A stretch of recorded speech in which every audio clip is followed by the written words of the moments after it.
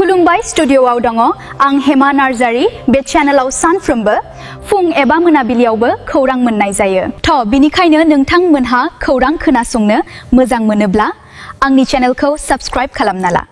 MLA Biswajit Daimary बिथाङा तामुलपुर समस्तिजों लोगोसे बागानपारासिम दैनि आंखाल जानायखौ बिथाङा नायगिदिंनानै मिथिनो मोन्दों दि बेफोर ओनसोलनि मानसिफोरा बान्दो होनानैसो दैखौ लांनो गोनां जायो आरो बेबायदि दै लांनानै आबादफोरखौ मावनो गोनां जायो होननानै जोङो मिथिनो मोन्दों आरो बेनो बे ओनसोलनि गिदिर जेंना होननानै बिस्वजित दैमारी बिथाङा बुंदों आरो बेखौ पार्मानेन्टलि माफोरबायदिहाय समाधान खालामनो हागोन बेखौ लानानै सरकारजों सावरायगोन होननानै बिस्वजित दैमारी बिथाङा मैया बुंदों।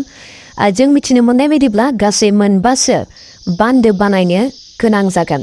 मोनसे बान्दोनि थाखाय 50 कौटिसो रांनि गोनांथि जानो हागौ होननानै बिस्वजित दैमारी बिथाङा बुंदों।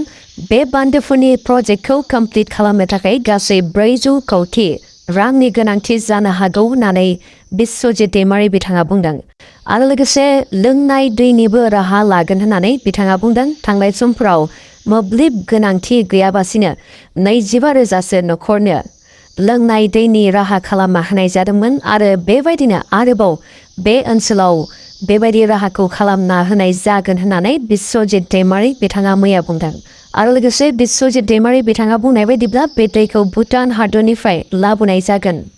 नाथाय दैखौ लाबोनो थाखाय माखासे सिस्टेम बानायनो नांगोन मानोना भुटाननि दैया माब्लाबा गोबां फैनानै दैबाना खालामफैयो। बेनि राहाखौबो लानो नांगोन होननानै बिस्वजित दैमारी बिथाङा बुंदों। बेनि उनावसो भुटान हादरनिफ्राय पारमिसन लानानैसो बे खामानिखौ मावनो नांगोन एबा मावनाय जागोन होननानै बिस्वजित दैमारी बिथाङा बुंदों। बे खामानिखौ माब्ला मावनाय जागोन आरो बेसेबां सम लागोन बेखौ लानानै MLA बिस्वजित दैमारी बिथाङा जेबो बाथ्रा बुङाखै आरो लोगोसे बिथाङा बुंदों दि पेट्रल आरो डिजेलनि बेसेना 1 लिटाराव 3 रां एबा 4 रां बारायनायखौ लानानै जिंगासिनो नाङा होननानै बिथाङा रायजो राजाफोरखौ बुंदों। नाथाय फैगौ समाव 1 लिटाराव 500 रां जायोब्लाबो थाव मोनगोन ना मोना बेसे साननो गोनां होननानै बिस्वजित दैमारी बिथाङा बुंदों।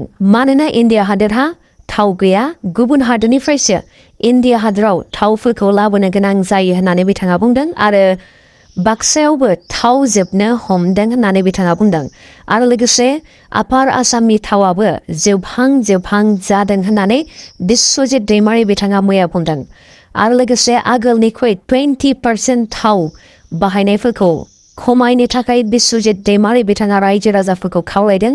जों मिथिनो मोननाय बायदिब्ला गुबुन हादोरनिफ्राय क्रुड अइलखौ गोबां रां होनानै बायना लाबोनो गोनां जादों इन्डिया हादोरा आरो लोगोसे इन्डिया हादोराव आगोलनि बेसेनावनो फाननायखाय IOCL कम्पानि, BTCL कम्पानि आरो HPCL बायदि कम्पानि एबा थाव कम्पानिफोरा सानसेयावनो 1,000 कौटि रांनिफ्राय 1,200 कौटि रांसिम सानफ्रोमबो खहा एबा लस जानो गोनां जादों होननानै जोङो मिथिनो मोन्दों। बेनिखायनो थावनि बेसेनखौ बेफोर कम्पानिफोरा बारायनानै होदों होननानै जोङो मिथिनो मोन्दों।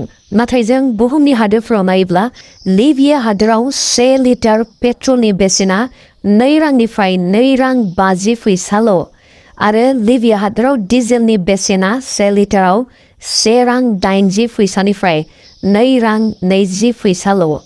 बेबायदिनो इरान हादोरावबो पेट्रल आरो डिजेलनि बेसेना 1 लिटाराव 3 रांनि खमसो होननानै जोङो मिथिनो मोन्दों आरो लोगोसे भेनेजुवेला हादोरावबो पेट्रल आरो डिजेलनि बेसेना 1 लिटाराव 4 रांनिबो खमसो होननानै जोङो मिथिनो मोन्दों।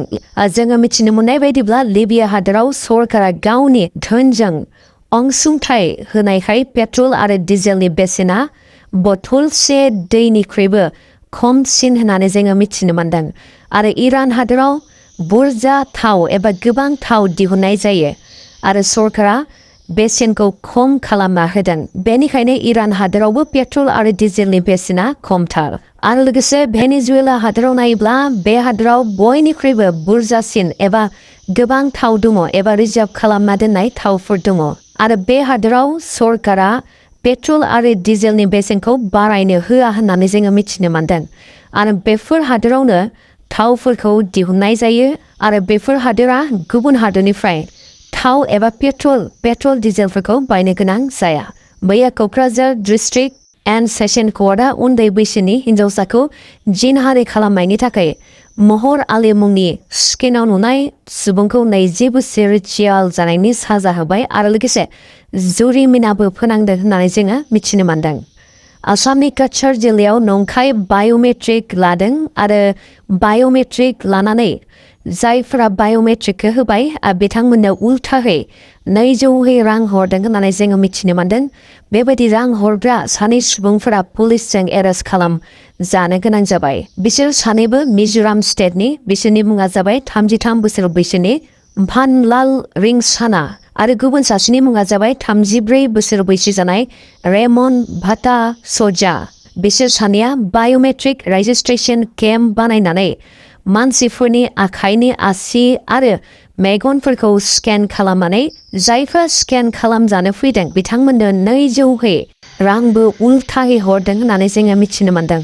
बिथांमोना रां लायाखै, नाथाय उल्था बिथांमोना रांखौसो हरदों होननानै जोङो मिथिनो मोनदों आरो लोगोसे बुंदोंदि बे आमेरिकानि माल्टिनेशनेल कम्पानि होननानैबो बिथांमोना बुंदों आरो बेनि गेजेरजों आनएमप्लयड इउथ एबा जायफ्रा बाय'मेट्रिक होबाय, जायफ्रा मेगन एबा आसिफोरखौ स्केन खालामबाय, बिथांमोननि गेजेरजोंनो बिथांमोना सुबिदा मोनगोन आरो बिथांमोना गोबां मुलाम्फा जागोन होननानैबो बिथांमोना आनएमप्लयड इउथफोरखौ लुप फोनांनायखौ जोङो नुनो मोनदों आरो बेबायदि खालामग्रा सानै सुबुंफोरा मैया एरेस्ट खालामजानो गोनां जाबाय। नोंथांमोना स्क्रिनाव नुगासिनो दङ बिसोर सानै सुबुंफोरखौ।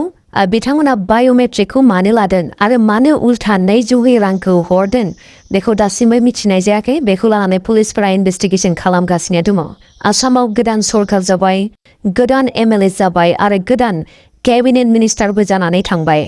नाथाय बिथांमोना बेसेबां बेथन मोनो, दान मोनसेयाव बिथांमोना बेसेबां रां मोनो, बेखौ आङो नोंथांमोननो फोरमायना होनो सानदों।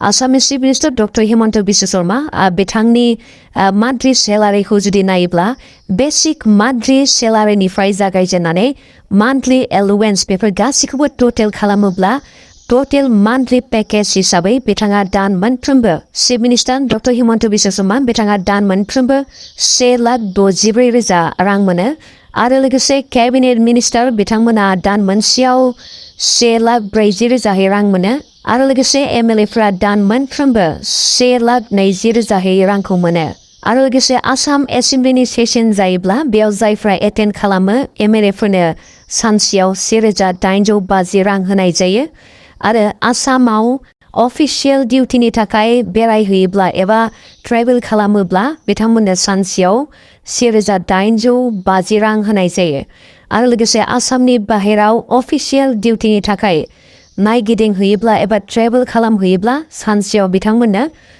2,500 रां होनाय जायो। एमएलए बिथांमोननो फ्रियावनो थानो थाखाय न' होनाय जायो, फ्रियावनो गारि होनाय जायो, फ्रियावनो दै बिथांमोना मोनो, फ्रि इलेक्ट्रिसिटि एबा मोब्लिब बिथांमोना मोनो आरो फ्रि मेडिकेल ट्रिटमेन्टबो बिथांमोना मोनो। साफ्रोमबो एमएलएफोरनि मुङाव लकेल एरियाखौ डेभलपमेन्ट खालामनो थाखाय बिथांमोना फान्ड हिसाबै बोसोराव बिथांमोननियाव 2 कौटिहै रां फैयो। 5 बोसोराव सासे एमएलएनि आखायाव 10 कौटि रां फैयो लकेल एरियाखौ डेभलपमेन्ट खालामनो थाखाय। बे रांखौ बिथांमोना बाहायगोन ना बाहाया बेखौ जों उनावसो नुनो मोनसिगोन। नोंथाङा भिडिअखौ मोजां मोनोब्ला लाइक, शेयार, साबस्क्राइब खालामना होबानो जाबाय। गाबोननि भिडिअआव लोगो मोनफिनसिगोन। गोजोन्थों।